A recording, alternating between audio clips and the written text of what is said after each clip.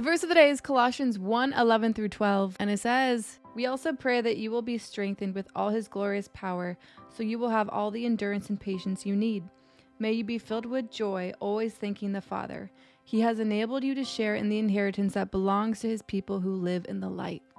So we're currently working through chapter 1 to end the September challenge because it ends with a really good prayer. Paul is currently praying for the Colossae people, and yesterday we talked about how in this prayer he was praying for them to get knowledge and spiritual wisdom, which leads to understanding. And today it takes it a step further. He's asking for the people to be strengthened with power so that they can endure, so that they have all the endurance and patience that they need. And I think that's a really good way to follow yesterday's verse, because yesterday's verse highlights pursuing Jesus. And in your pursuit of Jesus and developing relationship, you gain more knowledge by reading his word. You gain more spiritual wisdom because the Holy Spirit helps you understand. And then you understand more about what it looks like to follow Jesus, why he says what he says, and it just makes it more clear. And when you pursue Jesus, you get more understanding and knowledge and wisdom, right? And more freedom, because the more you pursue truth, the more you get set free. But it's also this journey of learning how to continue to die to you. So the more you pursue Jesus, the more you have to deal with the parts of you that don't look like him. So you go on this journey of more and more freedom, but this journey of more and more surrender, which is not an easy thing to do, which I believe is why this verse highlights being strengthened with power so that we have all the endurance and patience that we need. Because when you walk with Jesus, you need endurance, you need patience, you need power, because it's not an easy walk. That's why it's called That's why it's called the path less traveled, the narrow path. Anyways, it's called the narrow path, and it's the path less traveled because it's difficult. It's not easy. It's not easy to die to the cravings that we have and the desires that we have, and to pursue Jesus. It's worth it. And if we keep running this race, we see how worth it is, and we start to understand what true joy is and how to maintain peace of mind and how to get all of our needs met by Jesus. That happens through developing relationship with Jesus.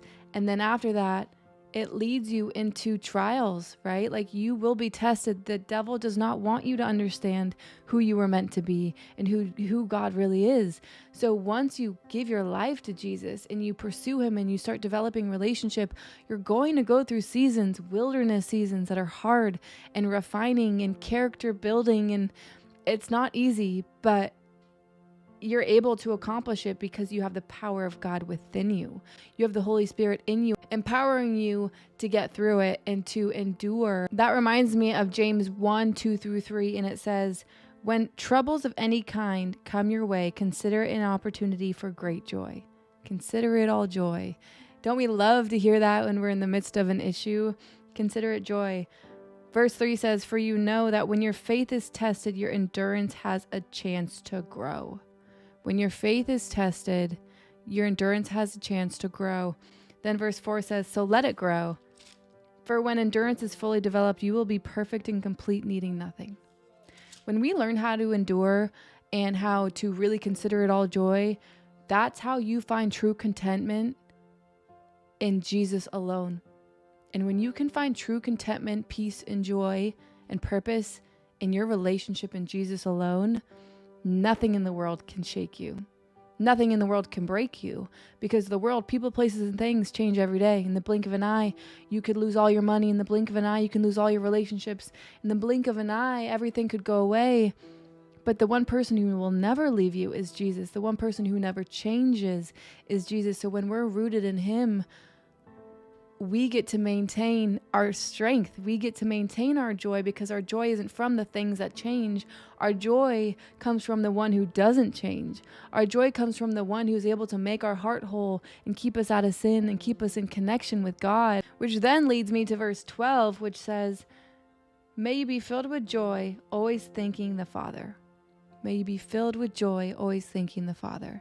Joy comes from Jesus. Joy comes from Jesus because It's Jesus that helps you overcome the things that bring death to your soul.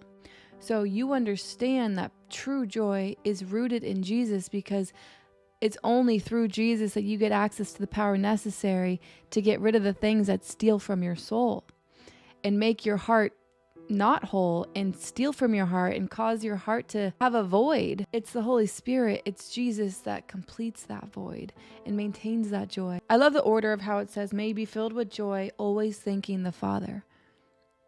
Thanking the Father has everything to do with the amount of joy you have, because it's a perspective shift. God has taught me so much about practicing a heart of thankfulness and how easily our perspective can be ungrateful. And when we're ungrateful, we're basically telling ourselves that we're lacking and that we don't have enough, and simultaneously saying that, God, you're not enough, and where you have me isn't enough. So it's this like break of trust perspective while you're saying that you don't have enough. But when you remember that everything good comes from God and you have relationship with Jesus, which means you're able to get everything that you need, and he gives you everything you need and more. It's through the practice of always thanking God, thank you. Thank you for wherever you have me, Lord, because even if it's a place that I don't want to be, I know you're helping me endure. I know you're helping me become the best version of me. I know you're going to use this for good. I know that you have big plans for me. And so it's just reminding ourselves, getting out of our thoughts and putting our perspective back on Jesus, not leaning on our understanding, but leaning on the understanding of who Jesus is and who he says he is. I mean, how often do you hear those stories where people who have it all are depressed and they're not able to find joy, even though they have all the things that the world says that will give you joy? And that is a perfect example of how the joy doesn't come from what we do or what we have. It comes from who lives within us and who God is, because he created it. If you're someone who always has the perspective of, oh, if I get this, I'll be good. Once I get this, I'll have joy. Once I get this, and your mind always goes from one thing to the next, you're always going to be on that hamster wheel. So instead of continuing to say, oh, once I get this, I'll have joy, shift it to, oh, I already have the one who gives me true joy. Let me focus on him, follow his lead, and hopefully I can maintain my joy now before I get anything external that will never be able to make me feel secure, because it's never promised and it can go away in the blink of an eye. I said this yesterday, but this prayer is so powerful. If you try to incorporate yesterday's verses and today's verses into your prayer life, I think it'll do wonders, because it's you asking for deeper understanding of Jesus, asking the Holy Spirit to help you grow in relationship, asking the Holy Spirit to help you endure when life gets hard, asking the Holy Spirit to help you practice a thankful heart. All of these things, Colossians 1:9-12, is such a good prayer, because that will absolutely flip your life upside down. It will tell you that you have everything that you need. It will help you pursue the one who gives you everything you need, which will help you believe it and feel it in your heart. Okay?